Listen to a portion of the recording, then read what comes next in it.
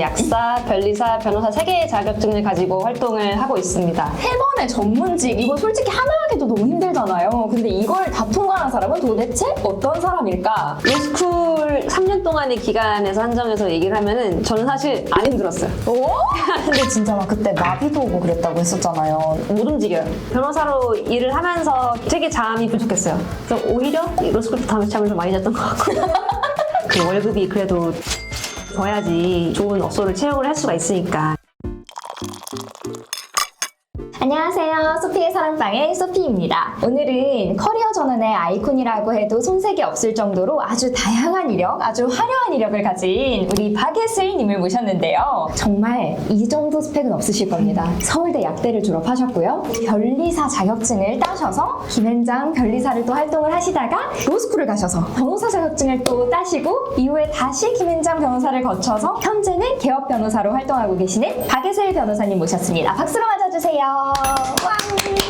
아니 제가 진짜 이렇게 화려한 이력을 가지고 있는 분을 또 처음 모시는 것 같은데 정말 아닙니다. 저희 구독자님들이 2030 분들이 정말 많으시고 또 사실 40대 50대 분들도 많으신데 이런 길을 가신 분은 어떤 가치관을 가지고 살까 다들 궁금해 하실 거예요. 그래서 오늘 다 제가 꿀팁을 다 쪽쪽 뽑아내서 구독자님들께 전달드리게 할 거니까 다 말씀 주실 거죠? 당연하죠. 네. 네, 좋습니다. 그러면 먼저 예슬님도 자기소개 한번 부탁드리겠습니다. 안녕하세요. 저는 박예슬 변호사라고 하고요. 방금 이제 말씀 주신 것처럼 이제 약사, 변리사, 변호사 3개의 자격증을 가지고 활동을 하고 있습니다. 김앤장 법률사무소를 다니다가 이제는 독립을 해서 지금 법률사무소 RX 리걸의 대표 변호사로 있고요. 주요 분야는 이제 제약 파트, 지식제약 파트 이렇게 2가지 분야에서 좀 활동을 하고 있습니다. 정말 대단하신 것 같아요. 아닙니다. 도대체 공부를 몇 년을 하신 거예요?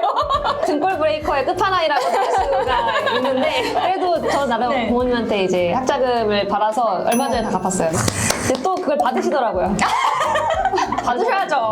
이자까지 해서 이자까지? 다 갚았습니다. 지금은 떳떳하게 등골 브레이커의 끝판왕이라고 할 수가 진짜 3번의 전문직, 이거 솔직히 하나 하기도 너무 힘들잖아요. 근데 이걸 다 통과한 사람은 도대체 어떤 사람일까? 그리고 또 왜 도대체 약사라는 이 안전하고 편안한 직업을 굳이 때려치고 법조인의 길을 선택했을까 너무 좀 궁금했거든요. 진짜 이야기 하나씩 좀 차근차근 풀어볼게요. 서울대 약대, 근데 약사는 좀 내 길이 아니었다. 이런 게 분명히 또 느끼신 계기가 있었을 것 같아요. 그래도 초심으로 돌아가서 약대를 진학한 이유는 뭐였을까요? 제가 과학고를 나왔는데 저는 당연히 이제 제가 카이스트를 갈 줄 알았어요. 왜냐면은 과고생들은 대부분 카이스트를 많이 가기 때문에 어느 날 고등학교 2학년 때 이제 진로 상담을 하는데 부모님이 혹시 약대나 의대를 가면 어떻겠느냐 이렇게 말씀을 주신 거예요. 그때는 되게 싫었어요. 왜냐면 나는 카이스트 가서 석사 박사 해가지고 이공계 교수를 해야 되는데 교수!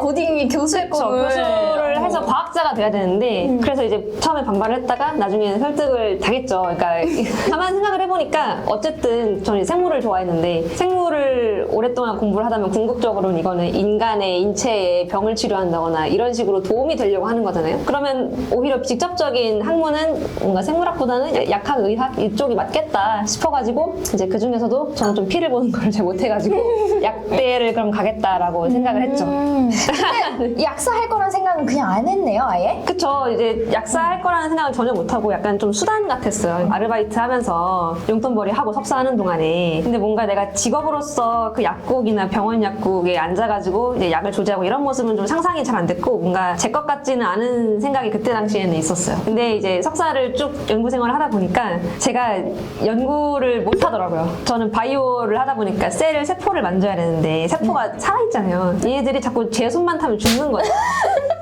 이 연구는 내 길이 아니다. 7년에서 박사 받을 거 70년 걸리겠다. 이런 생각이 들어서 네. 그러면 아쉽지만 나의 연구자로서의 꿈을 쫓는 거는 여기까지인 것 같고 그럼 어떻게 먹고 살 것이냐라고 먹고 살 것이냐. 이제 고민을 했었는데 그때도 그냥 취업은 뭔가 싫었어요. 저의 이공계적인 백그라운드를 살려서 업무를 할 수 있을 만한 거를 물색을 했었죠. 그러던 네. 차에 변리사를 만나게 된 케이스일까요? 2013년, 4년 이쯤이었는데 그 당시에 저희 약대생들 사이에서 변리사라는 직업이 알려지기 시작한 거예요. 왜냐면은 한 학년 선배가 변리사에 붙었어요, 당시에. 보통 자기 직업 막 잘 추천 안 하잖아요. 아직도 기억나는 게 저 변리사에 관심 있습니다 라고 할 때 첫 마디가 축하한다였어요. 오! 오. 그러니까 엄청 꼬심을 당했죠. 그래서 아 이런 직업이 있구나. 그 전에는 몰랐어요. 그러면은 변리사라는 직업이 나름 이공계 백그라운드를 살리면서 뭔가 사회에 보탬이 되는 일을 할 수 있겠다. 뭔가 이 문이과 통합적인 직업인 것처럼 생각이 됐죠. 그래서 아 이거는 내가 해야겠다. 석사 2년 끝날 마지막 학기에 1차 시험을 준비를 시작을 했습니다. 그래서 어떻게 됐나요? 저 여름에 시작해서 쭉 6개월 공부해서 1월인가 2월에 1차를 봐서 합격을 하고 그 해 여름에 보는 2차 시험에서는 떨어졌어요. 아이고. 떨어지고 그 다음에 이제 변리사에 합격을 하게 됐죠. 아하. 네네. 그리하여 입사한 첫 직장, 우리 김현장에서의 업무는 좀 어땠어요? 실제는 현실과. 일단 최고의 직장이잖아요. 우리나라에서 특허를 제대로 할 수 있는 몇 군데 없는 직장이고 그래서 가르치는 거 다 열심히 배워야겠다 이런 생각이었어요.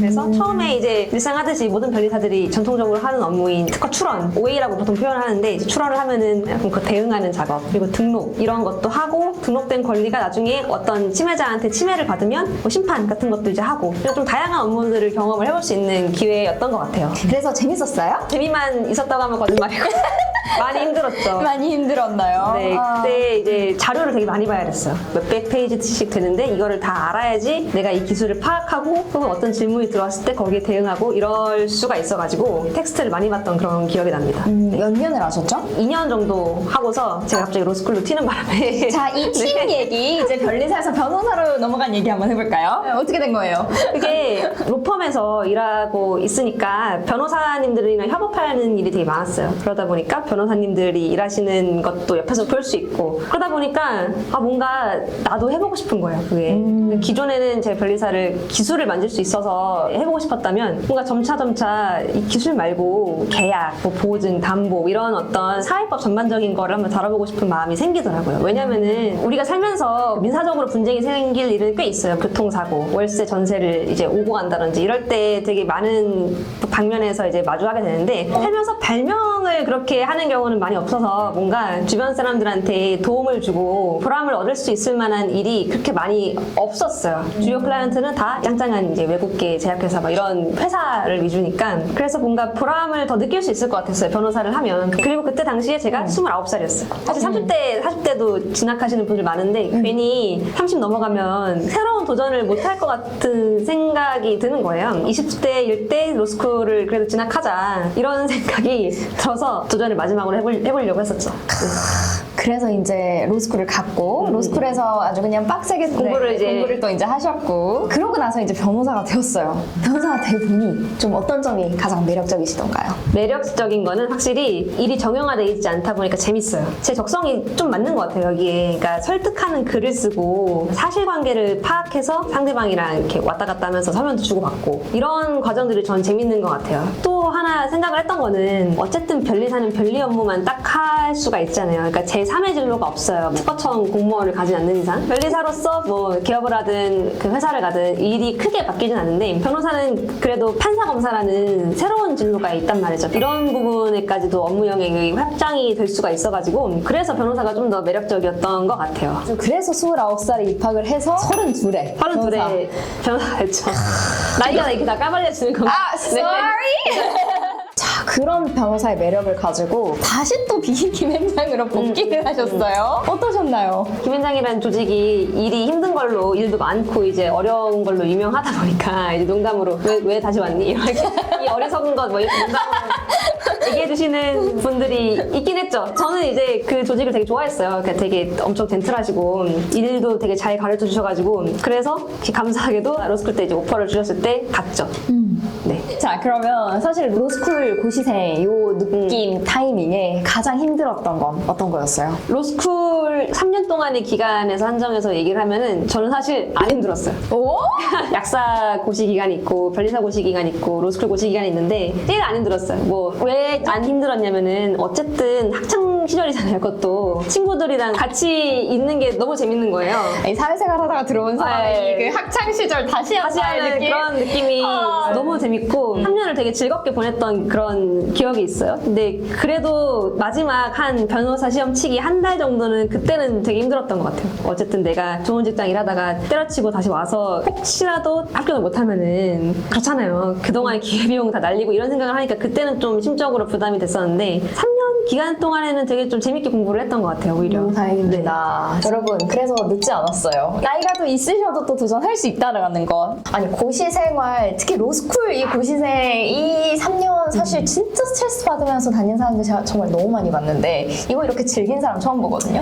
그러면 도대체 우리 예슬님이 인생 통틀어서 가장 힘들었던 건 어떤 거였는지 궁금합니다. 일할 때 가장 힘들었죠. 그러니까 변호사 되고서 얼마 안 됐을 때 큰 사건 하나 끌려 들어가게 됐었는데 이때 아침 9시에 법원 땡 하자마자 가서 거의 11시에 나왔었어요. 그러니까 즉석에서 막 대응을 해야 돼요. 항상 얼럿돼 있는 상태에서 대응을 해야 되고 그거를 막 12시간 넘게 막 하고 11시에 이제 끝나가지고 그게 끝이 아니라 다시 회사에 가서 다음 증인신문 준비하고 밤새서 다음 증인신문 이제 반영해서 가져가고 거의 그렇게 일주일 동안 했던 기억이 있어요. 그래서 그때 저도 그렇고 상대방 측 변호사님도 어소시에이트가 여자 변호사님이 나왔는데 젊은 여자 변호사님인데 처음에는 둘 다 화장하고 나왔는데 이제 마지막에는 뭐 머리는 감았을까? 약간 이런 그냥 괜히 그냥 속으로 생각을 하고 왜냐면 저는 안 감았기 때문에 거의 뭐 일주일에 몇 시간 못 주무셨겠네요, 그 타이밍에는. 그쵸. 그리고 이제 제가 그 소송만 하는 게 아니니까 또. 근데 진짜 막 그때 마비도 오고 그랬다고 했었잖아요. 제일 힘들었을 때는 사무실에 라꾸라꾸를 놨어요. 퇴근을 하려면은 30분을 일단 거기 자고 퇴근을 해야 됐어요. 왜냐면은 못 움직여요. 걸으면 쓰러질 것 같고 이런 단계까지 와서 물론 모든 변호사가 이렇게 사는 건 아닌데 유독 저는 좀 요령이 없어서 그랬던가 그렇게 살았던 것 같아요. 진짜 열심히 사셨네요. 어쨌든 변호사로 일을 하면서 되게 잠이 부족했어요. 그래서 오히려 로스쿨부터 하면서 잠을 더 많이 잤던 것 같고 변호사라는 직업이 기본적으로 시간을 들여서 해야 될 수밖에 없는 직업이기 때문에 기어 있을 거라고 생각을 하더라도 갑자기 중간에 뭐가 끼어 들어갈 수가 있거든요. 그래서 그런 불규칙한 생활을 하는 게 제일 힘들었던 것 같아요. 그러네요. 아이고. 그래서 개업을 한 건가요? 개업을 하게 된 계기와 지금은 또 어떤 일들을 하고 있는지. 가장 큰 동기는 잠을 못 잤다고 말씀드렸는데 그 생활을 더 이상 오래 못 하겠다는 생각이 좀 들었어요. 건강이 그때 너무 안 좋아져가지고 한번 휴직도 하고 막 그랬었거든요. 그리고 많은 변호사님들이 자기 자신을 알리고 PR하고 이런 것들을 하고 계신데 뭔가 나도 이 시대의 흐름에 맞춰야 되지 않겠는가. 뭔가 여기서 하나의 회사의 부품처럼 이렇게 있는 것보다도 뭔가 나가서 나의 것을 만들어보고 독립하고 내가 원하는 일들을 해보는 게 좋겠다. 이런 생각이 들어가지고 이제 용감하게 퇴사를 결정을 하게 됐습니다. 근데 저는 진짜 궁금했던 게 내적 용기가 필요하고 또 외적인 준비도 또 필요한 부분들도 또 분명히 있었을 것 같아요. 그럼 가장 고민됐던 지점은?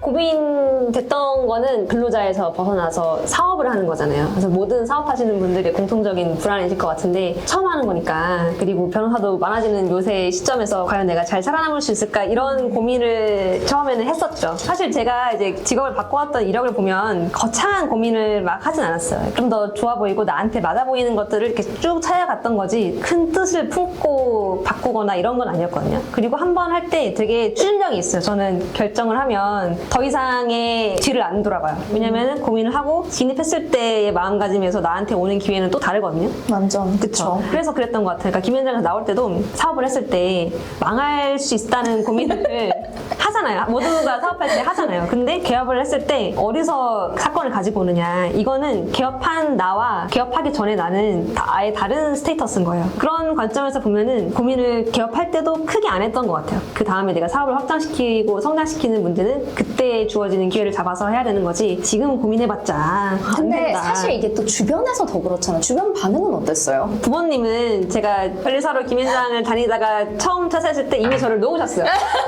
네 멋대로 살아라. 그래서 크게 개의치 않아 했던 것 같고 사실 저와의 싸움이죠. 제가 결심하는 게 가장 큰 걸림돌인데 그렇게는 되겠지 생각으로 하다 보니까 크게 방해받았던 건 없었던 것 같아요. 그리고 개업 생각이 있을 쯤에 감사하게도 외부에 계시던 변호사님이 같이 할래라고 오퍼를 주셔가지고 그럼 마침 또 이렇게 3명에서 모였으니까 더 서로 도움 받아가면서 할 수 있겠다 이런 생각이 있었죠.